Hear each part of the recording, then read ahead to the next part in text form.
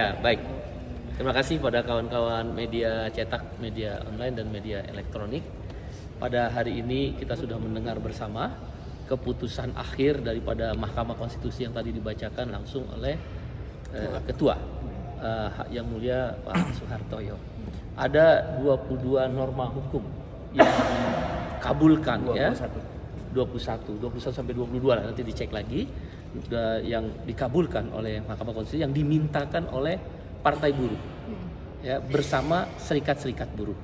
Dalam hal ini perkara nomor 168 tahun 2024, yaitu dimotori oleh Partai Buruh. Serikat buruhnya adalah KSPI, KSPSI Andigani, KPBI, KSBSI Darta Pakpahan, FSPMI Riden Hatam Aziz, kemudian SPKEP, SPN, TSK, ya, SBPI, dan beberapa serikat buruh yang lain, ISI, dan serikat-serikat buruh secara umum lah ya, dan juga ada aliansi namanya Gekanas. Saya ingin mengulangi kembali apa yang tadi saya sampaikan setelah mendengarkan keputusan yang dibacakan oleh Ketua Mahkamah Konstitusi Bapak Soehartoyo. Ini adalah kemenangan rakyat yang kedua kalinya. Yang pertama tadi saya sudah jelaskan ketika MK memutuskan revisi terhadap Undang-Undang Pilkada, di mana demokrasi kembali hidup, demokrasi tidak lagi dikuasai oleh segelintir elit, demokrasi tidak dibajak, dan tidak ada kota kosong. Mudah-mudahan nanti ini kami sedang berproses presidensial threshold. Kalau ini menang, berarti demokrasi sudah kembali ke dalam kedaulatan tangan rakyat. Kemenangan kedua yang dilakukan judicial review oleh Partai Buruh adalah kemenangan kaum buruh, termasuk rakyat kecil yang bekerja di sektor informal. Karena tadi disebut tentang UMKM. Dengan demikian, ini adalah kemenangan kita kembali, rakyat, buruh, buruh formal, buruh informal, bahkan kaum petani dan kelas pekerja lain. Bahwa keadilan itu masih ada. Ya, kami sangat terharu dan mengapresiasi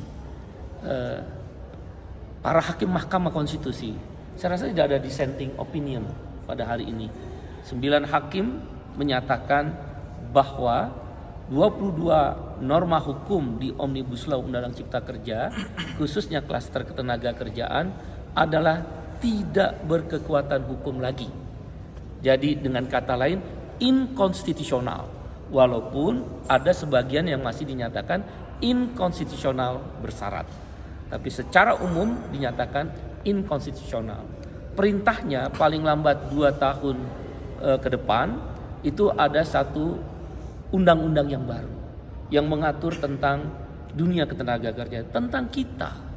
Karena sekarang ini di Omnibus Law nasib kita diatur oleh pemilik modal, ya nggak nyambung. Kita nyari kerja, keluar keringat, bayar pajak, tapi yang ngatur tentang kesejahteraan kita orang yang punya uang, dan itu di-endorse oleh kekuasaan. Itu yang kita lawan. Itu yang kita mau hadirkan rasa keadilan. Partai Buruh dan serikat-serikat buruh mengucapkan terima kasih pada kawan-kawan media. Saya juga ucapin terima kasih. Karena dengan kalian membantu kami, itu kita udah menegakkan tentang keringat kita harus dihargai oleh negara. Setiap warga negara punya hak hidup, penghidupan yang layak, kalau kata hakim Mahkamah Konstitusi. Oleh karena itu, melalui kesempatan ini, sampaikan dan izinkan kami melalui kawan-kawan media, mudah-mudahan Bapak Presiden Republik Indonesia Jenderal Prabowo Subianto dan pimpinan DPR mendengar yang ingin kami sampaikan pada hari ini. Ini adalah pertarungan, tanda petik, pertarungan hukum antara rakyat yang diwakili oleh Partai Buruh dan serikat-serikat buruh melawan Presiden dan pimpinan DPR. Dan DPR secara utuh. Bukan hanya pimpinan, DPR secara lembaga. Harus dihormati konstitusinya. Saya ingin mengutip kembali apa yang disampaikan Pak Prabowo sebagai presiden ketika terpilih, dilantik di MPR RI beberapa waktu yang lalu, akan taat pada konstitusi. Kami minta kepada Bapak Presiden Prabowo Subianto dengan segala rasa hormat kami, dengan rasa kepercayaan kami kepada Bapak, taati konstitusi. jangan ditafsirkan lain terhadap keputusan MK. Jangan mengulang kembali seperti kasus undang-undang pilkada. Dan kepada DPR melalui pimpinan DPR, taati konstitusi. Oleh karena itu, Omnibus Law Undang-Undang Cipta Kerja khususnya klaster ketenaga kerjaan udah lumpuh. Sudah dinyatakan inkonstitusional. Walaupun ada sebagian pasal inkonstitusional bersyarat. Dan mungkin sekitar 10% gugatan kami yang ditolak, tapi itu tidak prinsip. Misal contoh, kita meminta uang penggantian hak ketika ada PHK, tidak hanya pesangon dan uang penghargaan masa kerja, uang penggantian hak. Kata Mahkamah Konstitusi, mereka berpendapat masih perlu dikaji ulang. Nah, itu maksud saya yang belum jelas tentang inkonstitusional atau tidaknya. Tapi kan dinyatakan bahwa itu melanggar konstitusi, cuma belum jelas konstitusionalitasnya. Karena itu yang mulia, yang terhormat, yang kami cintai Bapak Presiden Prabowo Subianto, tolong rakyat, bantu rakyat, hormati rakyat. Rakyat telah mendapatkan keadilan di Mahkamah Konstitusi melalui Partai Buruh dan Serikat Buruh yang telah memenangkan. Jalan hukum telah kami tempuh, jalan gerakan telah kami ambil. Hormati keputusan ini, jangan ditafsirkan lain. Itu saja kepada Bapak Presiden Prabowo Subianto. Mudah-mudahan jarak tidak jauh dari gedung MK ini terdengar di istana. Tidak tertutup oleh dinding-dinding istana, tidak tertutup oleh penjilat-penjilat yang akan memberikan masukan yang tidak pas. Karena apa yang diputuskan Mahkamah Konstitusi begitu diketuk selesai sidang, saat itu juga berlaku dan itu sama dengan undang-undang. Kami percaya pada Bapak, kami mencintai Bapak, kami memilih Bapak untuk menjadi presiden seluruh rakyat Indonesia dalam rangka konstitusi. Omnibus Law Undang-Undang Cipta Kerja perjuangan kita bersama, khususnya klaster ketenaga kerjaan telah lumpuh, inkonstitusional, dan ada sebagian inkonstitusional bersyarat. Itu saja. Dalam kesempatan ini nanti pasal per pasalnya akan disampaikan oleh kuasa hukum kami, Bang Said Salahuddin, bagaimana pasal-pasal yang telah dibatalkan tersebut. Yang kedua, dengan demikian kepada Menko Perekonomian Bapak Airlangga, Menteri Investasi Bapak Rosan Roslan, Menteri Keuangan Ibu Sri Mulyani, Menteri Tenaga Kerja Bapak Yusri Erin, hentikan pembahasan yang terkait dengan kesejahteraan buruh termasuk upah, karena sudah dinyatakan pasalnya inkonstitusional, kecuali indeks tertentu dalam kenaikan upah minimum dinyatakan inkonstitusional bersyarat. Tidak boleh lagi indeks tertentu diartikan 0,1 sampai 0,3, karena mahkamah berpendapat harus mencerminkan kepentingan semua pihak. Artinya harus ada proses perundingan. Hentikan sekali lagi pembahasan upah minimum. Tidak ada 21 November penetapannya. Karena berdasarkan PP nomor 51 tahun 2023 sudah gugur dengan keputusan Mahkamah Konstitusi. Dan tentu kami meminta kepada Bapak Presiden Prabowo Subianto, nyatakan secara terbuka bahwa peraturan pemerintah yang merupakan turunan dari Undang-Undang Omnibus Law Undang-Undang Cipta Kerja nomor 6 tahun 2023 dinyatakan tidak berlaku. Karena itu hentikan pembahasan upah minimum. Mari kita duduk bersama-sama merumuskan kembali apa yang menjadi dasar hukum nanti penetapan upah minimum. Karena oleh Mahkamah Konstitusi sudah dinyatakan inkonstitusional, terkecuali indeks tertentu inkonstitusional bersyarat. Dan yang terakhir, kami dan dalam pengupahan dikembalikan perundingan itu adalah di Dewan Pengupahan. Berarti Dewan Pengupahan Kabupaten Kota, Dewan Pengupahan Provinsi akan hidup.